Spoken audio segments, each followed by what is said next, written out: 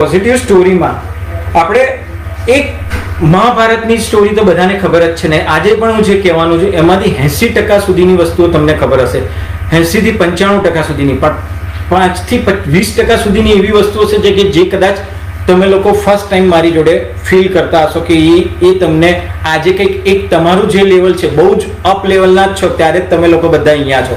તો એ લેવલથી અલગ એક નેક્સ્ટ લેવલે લઈ જઈ શકે એવી છે. હવે દ્રોણાચાર્ય જ્યારે મહાભારતના યુદ્ધમાં દ્રોણાચાર્ય એક્સપાયર થઈ ગયા, એટલે એમને જે રીતે પણ મારી નાખવામાં આવ્યા કે જે રીતે એ મર્યા, એને આપણે પકડીએ તો એ વખતે જે યુદ્ધ થયું અને દ્રોણાચાર્ય એક્સપાયર થઈ ગયા. હવે એ જ્યારે થયું ત્યારના લેવલે ગણીએ તો અશ્વત્થામા એને ખબર પડી કે ભાઈ મારા ફાધર, મારા પિતાશ્રી દ્રોણાચાર્ય એક્સપાયર થઈ ગયા છે, મરી ગયા છે. એટલે એમને માઇન્ડના કંટ્રોલ નહોતા, એ બધા જાણે છે કે માઇન્ડનો કંટ્રોલ નહોતો અશ્વત્થામા. એટલા માટે જ એમના પિતાશ્રી જે એકદમ વિદ્વાન હતા એમણે એમને નારાયણ શસ્ત્રની વિદ્યા આપી નથી. એમણે બધાને જેને જેને લાગુ પડતી હતી, જેની પાત્રતા હતી, એ લોકોને એ વિદ્યા આપી હતી, પણ એમના પોતાના પુત્રને નારાયણ શસ્ત્ર શીખવાડ્યું નથી. કેમ? કારણ કે એમને ખબર છે કે આ વસ્તુ ક્યાં વાપરવી જોઈએ, એ જ વાપરી શકે કે જેની ઇફેક્ટિવિટી હોય, આઈધર એની પાત્રતા. હવે અનફોર્ચ્યુનેટલી અશ્વત્થામા એમના પિતા જ્યારે શીખવાડતા હતા ત્યારે એ છુપાઈને આ શસ્ત્ર શીખી લીધું. તો નારાયણ શસ્ત્ર શીખી લીધું અને એમના પિતાના મૃત્યુના સમાચાર સાંભળ્યા ત્યારે તરત જ એમણે કશું પણ વિચાર્યા વગર એમના માઇન્ડની આપાની બહાર ગયાથી એમણે સીધું નારાયણ શસ્ત્ર છોડી દીધું. હવે નારાયણ શસ્ત્ર બધાને ખબર છે કે નારાયણ શસ્ત્રને તમે ઓપોઝ કરવા જાઓ ને તો એ તમારી ઉપર અગ્નિ પાડે અને તમને નષ્ટ કરી દે. તમારું કોઈ પણ શસ્ત્ર એની આગળ વામણું પડે, નકામું પડે, દુર્બળ પડે, અલ્ટિમેટલી કશું જ ના થાય. બરોબર?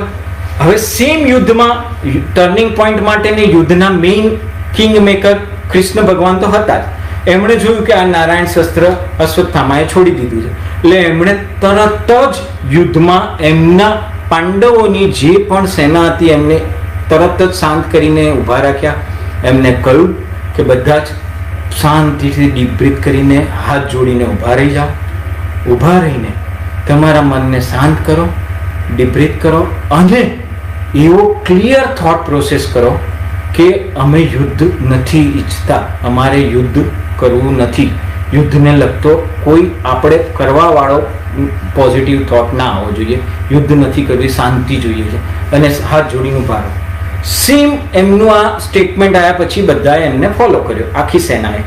તો જેવો નારાયણ શસ્ત્રનો ટાઈમ પતી ગયો એટલે એ શસ્ત્ર તરત ડિસએપિયર થઈ ગયું, ફિનિશ થઈ ગયું. એટલે આખી સેના એક જબરજસ્ત ઇમ્પેક્ટથી બચી ગઈ.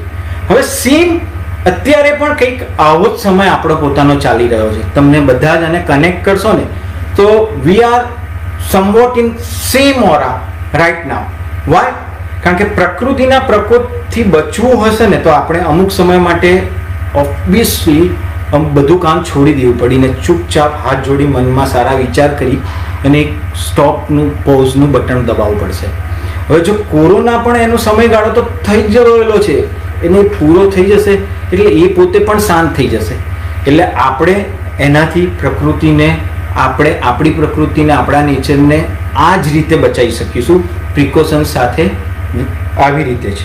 હવે અગેન આપણે આની ઉપર જોઈએ તો એક હું હવે ઇન્ટરેક્ટિવ સેશનમાંથી હવે આપણે એક હું તમને એટેન્ટિવ ટેન્શન રિલેક્સેશન નામની એક